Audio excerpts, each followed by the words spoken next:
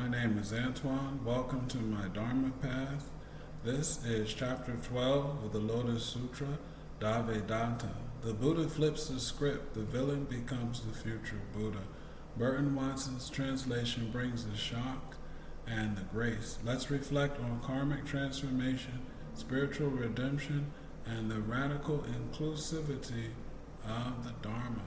Before I read, you should know that there's a link to the Burton Watson translation on the channel. If you'd like to read along or go back. Let's start with some terms that might be difficult before we read. I'm going to use Copilot. Welcome back. Hey, Antoine. Can you explain Devadatta's relationship to the Buddha? Devadatta was kind of like a complex cousin to the Buddha. He started off as a follower, but then things went south. Devadatta tried to take over the leadership of the monastic community and even plotted to harm the Buddha. It's a story that illustrates jealousy and rivalry set against the backdrop of the Buddha's teachings of compassion and understanding. Intriguing, huh? Okay, now let's talk about the seer in that chapter. Sure. The seer, in the context of the Lotus Sutra, often refers to those who have the insight to perceive the ultimate truth. This seer isn't just seeing with physical eyes, but with wisdom, understanding the profound teachings of the Buddha. Their role is crucial in guiding others towards enlightenment. What are your thoughts on their significance? Talk about Asita specifically and give Asita's other name. You're referring to Asita, also known as Kaladavala. He was a sage who predicted that the young Prince Siddhartha, the future Buddha, would either become a great king or an enlightened teacher. Asita's vision acknowledged the potential for spiritual greatness. What intrigues you about Asita's role in the Buddha's journey? Okay, and this chapter is going to talk about supernatural powers of the Buddha. Describe those. The supernatural powers of the Buddha include the ability to manifest multiple bodies, travel anywhere instantly, read minds, and illuminate the entire cosmos with his radiance. These powers symbolize the Buddha's profound spiritual insight and mastery over the material world. What fascinates you about these mystical aspects? Explain the difference between verse and prose. Verse is more like poetry, with rhythm, meter, and sometimes rhymes. Prose is straightforward, like what you find in novels or essays, without a structured meter. In the Lotus Sutra, both styles are used to convey teachings, adding layers of meaning and beauty to the text. What's got you curious about the Lotus Sutra style? Okay, I'm going to start reading, and please listen to the end if you can. Chapter 12, Devadatta. At that time, the Buddha addressed the Bodhisattvas, the heavenly and human beings, and the four kinds of believers, saying, immeasurable kalpas in the past, I sought the Lotus Sutra without ever flagging. During those many kalpas, I constantly appeared as the ruler of a kingdom who made a vow to seek the unsurpassed Bodhi. His mind never wavered or turned aside, and his desire to fulfill the 6 paramitas, he diligently distributed alms, never stinting in heart. Whether the gift was elephants or horses, the 7 rare articles, countries, cities, wife, children, maid servants, men servants, or his own head, eyes, marrow and brain, his own flesh and limbs, he did not begrudge even his own being and life. At that period, the human lifespan was immeasurably long, but for the sake of the law, this king abandoned his kingdom and throne, delegated the government to the crown prince, sounded drums, and sent out proclamations, seeking the law in 4 directions and saying, who can expound a great vehicle for me? To the end of my life, I will be his provider and servant. At that time, there was a seer who came to the king and said, I have a great vehicle text called the Sutra of the Lotus of the Wonderful Law. If you will never disobey me, I will expound it for you. When the king heard these words of the seer, he danced for joy. At once he accompanied the seer, providing him with whatever he needed, picking fruit, drawing water, gathering firewood, setting out meals, even offering his own body as a couch and seat, never stinting in body or mind. He served the seer in this manner for 1,000 years, all for the sake of the law, working diligently, acting as a provider, and seeing to it that the seer lacked for nothing. At that time, the world-honored one, wishing to state his meaning, once more spoke in verse form, saying, I recall those departed Kalpas of the past, when in order to see the great law, though I was the ruler of a worldly kingdom, I was not greedy to satisfy the 5 desires, but instead struck the bell, crying in 4 quarters, who possesses the great law? If he will explain and preach it for me, I will be his slave and servant. At that time, there was a seer named Asita, who came and announced to this great king, I have a subtle and wonderful law, rarely known in this world. If you will undertake religious practice, I will expound it for you. When the king heard the seer's words, his heart was filled with great joy. Immediately he accompanied the seer, providing him with whatever he needed, gathering firewood, fruit, and wild rice, presenting them at appropriate times with respect and reverence. Because the wonderful law was in his thoughts, he never flagged in body or mind. For the sake of living beings, everywhere he diligently sought the great law, taking no heed for himself or for the gratification of the 5 desires. Therefore, the ruler of a great kingdom thought diligently, seeking, was able to acquire this law and eventually to attain Buddhahood, as I will now explain to you. The Buddha said to the monks, the king at that time was I myself, and the seer was the man who is now Devadatta. All because Devadatta was a good friend to me, I was able to become fully endowed with the 6 paramitas, with pity, compassion, joy, and indifference, with the 32 features, the 80 characteristics, the purple tinge gold color, the 10 powers, the 4 kinds of fearlessness, the 4 methods of winning people, the 18 unshared properties, and the transcendental powers, and the power of the way.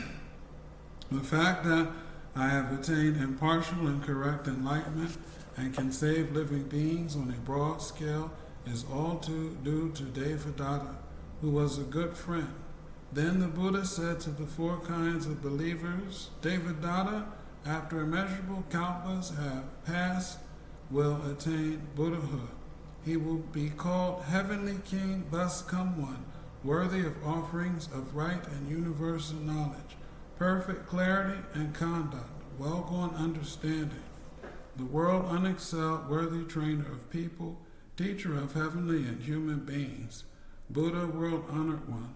His word will be called Heavenly Way, and at that time Heavenly King Buddha will abide in the world for 20 medium kalpas, broadly preaching the wonderful law for the sake of living beings. Living beings, numerous as Ganges sands, will attain the fruit of arhatship. Immeasurable numbers of living beings will conceive the desire to become patriarchal Buddhas. Living beings, numerous as Ganges sands, will conceive a desire for the unsurpassed way, will gain the truth of birthlessness, and will never regress.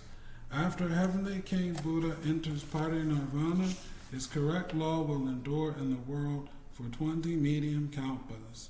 The relics from his whole body will be housed in a tower built of the 7 treasures, 60 yohanas in height and 40 yohanas in width and depth.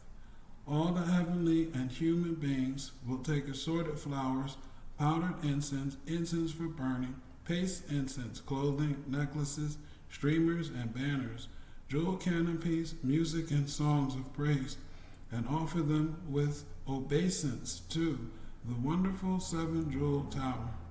Immeasurable numbers of living beings will attain the fruits of arhatship.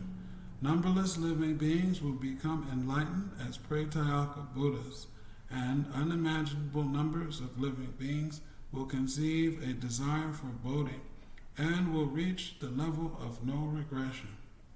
The Buddha said to the monks, in future ages, if there are good men or good women who, on hearing the Devadatta chapter of the Lotus Sutra of the wonderful law, believe and revere it with pure hearts and harbor no doubts or perplexities, they will never fall into hell or the realm of hungry spirits or of beasts, but will be born in the presence of the Buddhas of the 10 directions.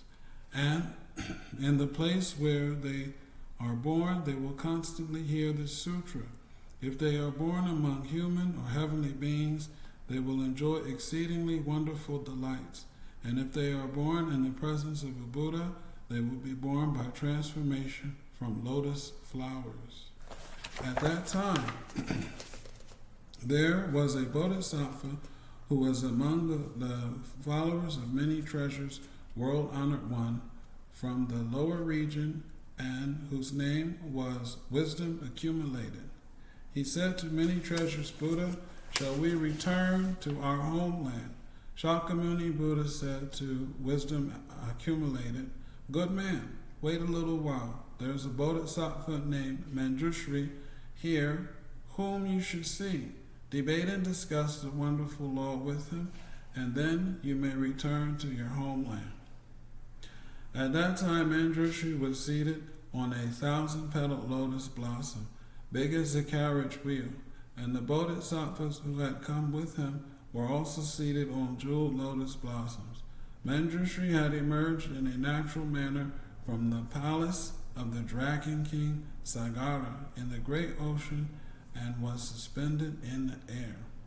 Proceeding to Holy Eagle Peak, he descended from the lotus blossom, and having entered the presence of the Buddhas, bowed his head and paid obeisance to the feet of the 2 world-honored ones. When he had concluded these gestures of respect, he went to where Wisdom Accumulated was and exchanged greetings with him, and then retired and sat at one side. Bodhisattva Wisdom Accumulated questioned Manjushri, saying, when you went to the palace of the Dragon King, how many living beings did you convert? Manjushri replied, the number is immeasurable, incapable of calculation. The mouth cannot express, the mind cannot fathom it. Wait a moment and there will be proof. Before he had finished speaking, countless bodhisattvas seated on jeweled lotus blossoms emerged from the ocean and proceeded to Holy Eagle Peak, where they remained suspended in the air. These bodhisattvas had all been converted and saved by Manjushri. They had carried out all the bodhisattva practices and all discussed and expounded the 6 paramitas with one another.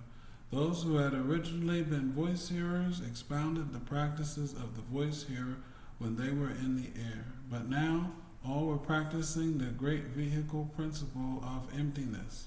Manjushri said to Wisdom Accumulated, the work of teaching and converting carried out in the ocean was as you can see.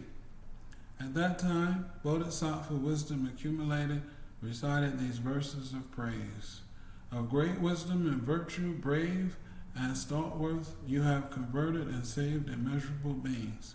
Now those in this great assembly, as well as I myself, have all seen them. You expound the principle of true entity, open up the law of the single vehicle, broadly guiding the many beings, causing them quickly to attain Bodhi. Manjushri said, when I was in the ocean, I constantly expounded the Lotus Sutra of the wonderful law alone. Bodhisattva Wisdom Accumulated questioned Manjushri, saying, this sutra is very profound, subtle, and wonderful, a treasure among sutras, a rarity in the world. Are there perhaps any living beings who, by earnestly and diligently practicing the sutra, have been able to attain Buddhahood quickly? Manjushri replied, there is the daughter of the Dragon King, Tathāgata, who has just turned 8. Her wisdom has keen roots. She is good at understanding the root activities and deeds of living beings. She has mastered the dhranis, has been able to accept and embrace all the storehouse of profound secrets preached by the Buddhas, has entered deep into meditation, thoroughly grasped the doctrines, and in the space of an instant conceived the desire for Bodhi and reached the level of no regression. Her eloquence knows no hindrance, and she thinks of living beings with compassion, as though they were her own children. She is fully endowed with blessings, and when it comes to conceiving in mind and expounding by mouth, she is subtle, wonderful, comprehensive, and great. Kind, compassionate, benevolent, yielding, she is gentle and refined in will, capable of attaining Bodhi. Bodhisattva wisdom accumulated said, when I observe Shakyamuni thus come one, I see that for immeasurable kalpas he carried out harsh and difficult practices, accumulating merit, piling up virtue, seeking the way of the Bodhisattva without ever resisting. I observe that throughout the 1,000,000,000-fold world, there is not a single spot, tiny as a mustard seed, where this Bodhisattva failed to sacrifice body and life for the sake of living beings. Only after he had done that was he able to complete the Bodhi way. I cannot believe that this girl, in the space of an instant, could actually achieve correct enlightenment. Before his words had come to an end, the Dragon King's daughter suddenly appeared before the Buddha, bowed her head in obeisance, and then retired to one side, reciting these verses of praise. He profoundly understands the signs of guilt and good fortune and illuminates the 10 directions everywhere. His subtle, wonderful, pure body is endowed with the 32 features. The 80 characteristics adorn his Dharma body. Heavenly and human beings gaze up in awe. Dragons and spirits all pay honor and respect among all living beings. None who do not hold him in reverence, and having heard his teachings, I have attained Bodhi. The Buddha alone can bear witness to this. I unfold the doctrine of the great vehicle to rescue all living beings from suffering. At that time, Shariputra said to the dragon girl, you suppose that in this short time you have been able to attain the unsurpassed way. But this is difficult to believe. Why? Because the woman's body is soiled and defiled, not a vessel for the law. How could you attain the unsurpassed Bodhi? The road to Buddhahood is long and far-stretching. Only after one has spent immeasurable kalpas pursuing austerities, accumulating deeds, practicing all kinds of paramitas, can one finally achieve success. Moreover, a woman is subject to the 5 obstacles. First, she cannot become a Brahma, heavenly king. Second, she cannot become the king Chakra. Third, she cannot become a devil king. Fourth, she cannot become a wheel-turning sage king. Fifth, she cannot become a Buddha. How, then, could a woman like you be able to attain Buddhahood so quickly? At that time, the dragon girl had a precious jewel worth as much as the 1,000,000,000-fold world, which she presented to the Buddha. The Buddha immediately accepted it. The dragon girl said to Bodhisattva wisdom accumulated and to the Venerable One, Shariputra, I presented the precious jewel and the world-honored one accepted it. Was that not quickly done? They replied, very quickly. The girl said, employ your supernatural powers and watch me attain Buddhahood. I will be even quicker than that. At that time, the members of the assembly all saw the dragon girl in the space of an instant change into a man and carry out all the practices of a bodhisattva immediately proceeding to the spotless world of the South, taking a seat on a jeweled lotus and attaining impartial and correct enlightenment. With the 32 features and the 80 characteristics, he expounded the wonderful law for all living beings everywhere in the 10 directions. At that time, the Saha world, the Bodhisattvas, voice hearers, gods, dragons, and others of the 8 kinds of guardians, human and non-human beings, all from a distance saw the dragon girl become a Buddha and preach the law to all the human and heavenly beings. In the assembly at that time, their hearts were filled with great joy, and all from a distance paid reverent obeisance. Immeasurable living beings, hearing the law, understood it and were able to reach the level of no regression.